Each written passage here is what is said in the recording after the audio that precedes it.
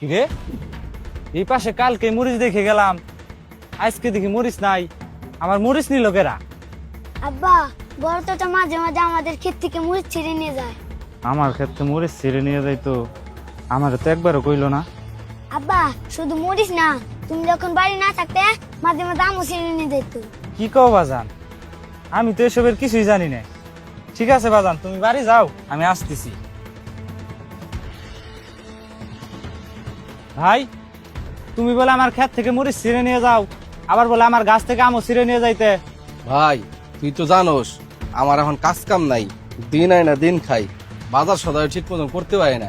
তোর খেতে যেহেতু মরিচ আছে, তাই ভাবলাম কিছু মরিচ ছেড়ে নিয়ে আসি, অন্তত বাজারে কিছু খরচ তো বাঁচবে। তোমার কাম কাজ নাই বুঝলাম, তাই বলে তোমার মন চাইবে আমার ক্ষেত থেকে মরিচ ছিঁড়ে নিয়ে আসবে? তুমি তো আমার একবারও বলার প্রয়োজন মনে করলে না।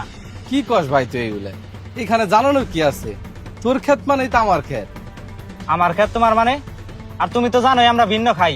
তুমি আমার অনুমতি ছাড়া তুমি আমার ক্ষেত থেকে মরিচ ছিঁড়ে নিয়ে আসো, আবার কেউ আমার ক্ষেত মানে তোমার ক্ষেত? ভাই, তোমার আমি শেষবারের মতো বলতেছি, তুমি আমারে না জানাই আমার ক্ষেত তো দূরের কথা, আমার বাড়ি থেকেও কিছু আনবা না। তুই আমাকে অনুমতির কথা বললি, তোর কি মনে আছে আব্বা মারা যাওয়ার পরে এই সংসারের দায়িত্ব কে নিয়েছিল? আমি নিজের সুখ ভুলে তোকে মানুষ করেছি, নিজের সব শখ আহ্লাদ বিসর্জন দিয়ে তোর সব শখ আহ্লাদ পূরণ করেছি। তোর যখন মন চাইতো তুই তখনই আমার কাছ থেকে টাকা নিয়ে যাইতি।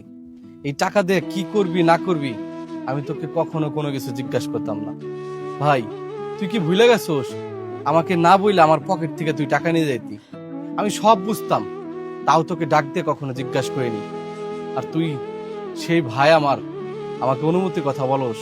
তুই আর আমি ভিন্ন হইছি সংসারের কারণে, আমাদের বউদের মধ্যে ঝামেলা ছিল এর জন্য। কিন্তু বলতো, ভাই কি কখনো ভাইয়ের থেকে আলাদা হয়? একই বাবার রক্ত কি ভাগ করা যায়? তুই যখন ভিন্ন হলি তোর থাকার মতন কোনো ঘর ছিল না, আমি আমার বড় ঘরটা তোকে দিয়ে আমি এই ছাপড়া ঘরে চলে আসলাম।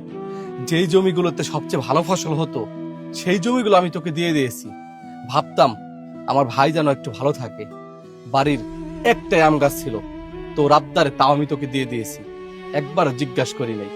আর সেই ভাই তুই আমাকে অনুমতির কথা বলস।